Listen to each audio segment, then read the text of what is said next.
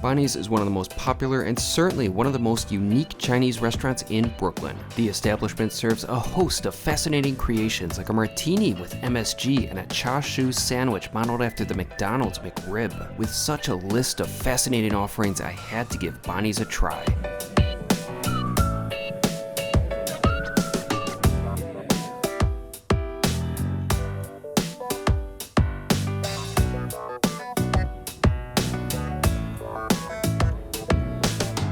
Today it is an absolutely beautiful day here in New York City. Right now I'm in Williamsburg, Brooklyn. I'm at Domino Park and I'm very excited about this evening. So the other day I was having lunch at the East Village location of Mimi Chang's. I think it's a pretty good spot for dumplings and the like, although it is a bit expensive, but for me the real draw to that restaurant is their special monthly restaurant collaboration dishes. In the past they've collaborated with the Michelin-starred restaurant The Four Horsemen, they've also collaborated with the iconic steakhouse of Peter Luger, and this month they collaborated with Bonnie's. They offered these sort of filet-o-fish dumplings and they were really good. I really enjoyed them, but that got me thinking, I haven't been to Bonnie's. So that's why I'm here in Williamsburg. I'll be going to Bonnie's for dinner later this evening.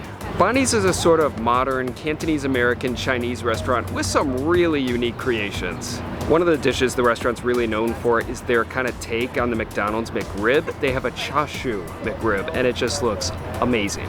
In fact, a lot of their menu is really unique. They've got a lot of dishes that really intrigue me. I mean, they have an MSG martini. That's the kind of stuff that gets me really excited to go to a restaurant. And with that being said, no more delays. Let's head over to Bonnie's.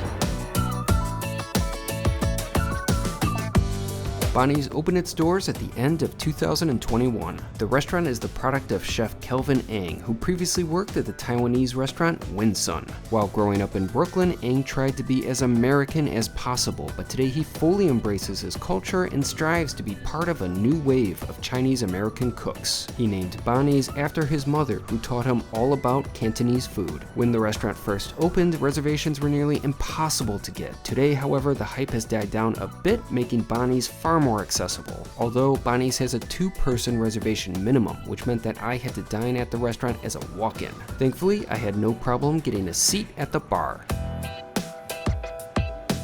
The restaurant isn't very big, but it does have a sizable outdoor dining setup. Inside the actual establishment, however, the look is clean, minimalistic, and contemporary. The bathroom, on the other hand, was quite the vibe. After settling in, I began exploring the menu, which had some intriguing sounding options. The courses seemed to be arranged from smaller snack-size selections to larger main plates. The food at Bonnie's is described as Cantonese American, and while it's clear that there are some traditional dishes in that vein, such as the shrimp with walnuts, there are a number of courses that are a bit more unique. Simply put, I wanted to try as much as possible. I next took a look at the beverage list, which featured a fascinating array of cocktails. One of the concoctions was a drink that I've wanted to try ever since I heard of Bonnie's, the MSG Martini, which was exactly what I ordered. The beverage can be crafted with either Grey Goose vodka or Botanist gin, and I chose vodka. In addition, the martini consisted of olive brine, Shaoxing wine, and MSG. MSG is of course an abbreviation for monosodium glutamate, which is typically used in cooking as a flavor enhancer. However, MSG is also found naturally in certain foods like tomatoes and cheese. The substance has gotten a bad rap over the years, with many inaccurate and unfounded health claims, but fortunately the perception of MSG seems to be improving. I appreciate Bonnie's tremendously for putting such a bold cocktail on their menu. However, I didn't really enjoy it. The drink tasted like a chilled, alcohol-filled chicken soup. It was a serious punch in the face of flavor, and not the kind of flavor that I want in a cocktail. But one thing's for sure, that beverage was not boring. Now, I'm glad I tried it because it was really unique, but next time I'll definitely be getting a different drink. For my first course, I got a pair of oysters. I really appreciate the fact that Bonnie's lets their diners order even a single oyster, while many restaurants require their customers to purchase a minimum amount, like a half a dozen. And I definitely enjoyed Bonnie's oysters. They weren't the largest, but they did contain a pleasant ginger white peppercorn mignonette with apple. They were definitely nice bites to whet my palate for the heavier food ahead. Next up was a dish that you wouldn't expect to see in a Cantonese restaurant, cacio pepe, but once again, Bonnie's is pretty unique. The restaurant labels their offering as fuyu cacio pepe main and contains both white and black pepper, pecorino, and fermented bean curd.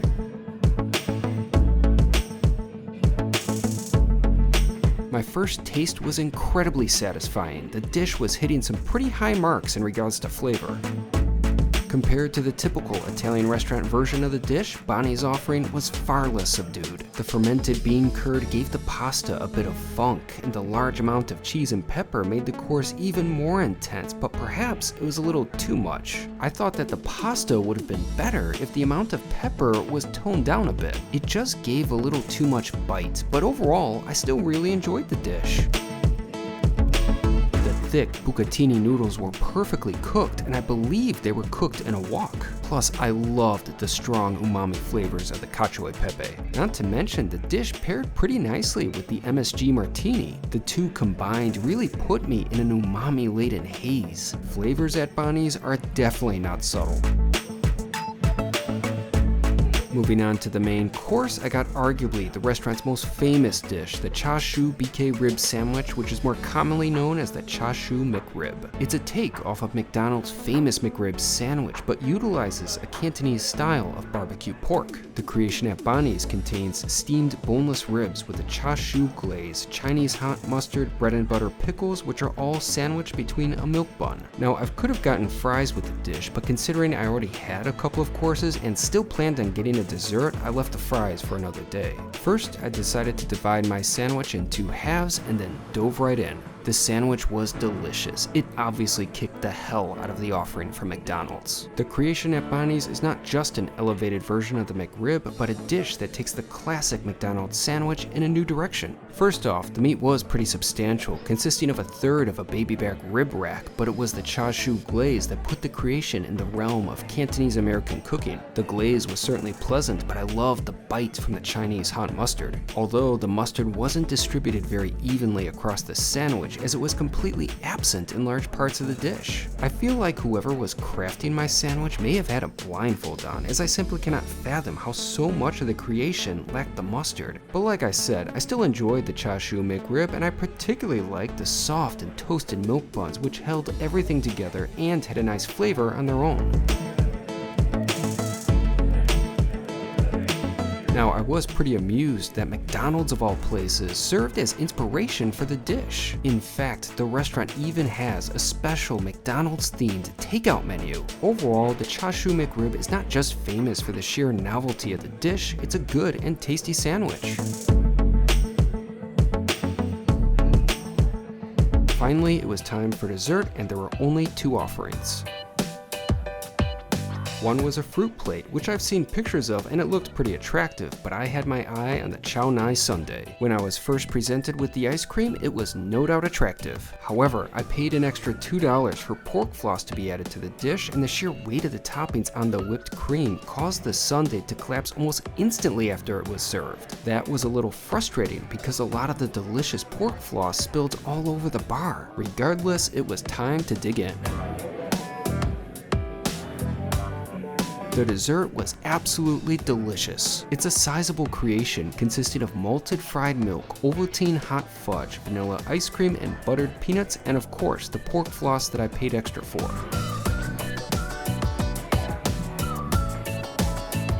The fried milk was simply wonderful, but really all the components were very nice. The pork floss, however, was my favorite topping, and I appreciated the pop of saltiness it gave to the creation as well as its cotton candy-like texture. Basically, I think pork floss should be a standard ice cream condiment just like rainbow sprinkles and Oreo bits.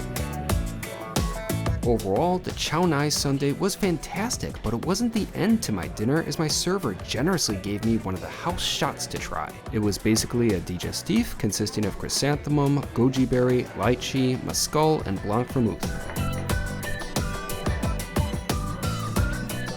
The shot was very pleasant and light. It was the perfect thing to cleanse my palate after such a filling meal. Finally, it was time for the bill, which also came with a wet wipe. After consuming the Chashu McRib, that wipe was much appreciated. My bill totaled to $99.08, but with my tip, I spent a bit over $117. However, in hindsight, I felt like I should have tipped a bit more since my server was great, plus he gave me that free shot. I'll definitely have to remember to tip more next time, but at least for my first visit to Bonnie's, it was generally a very good one.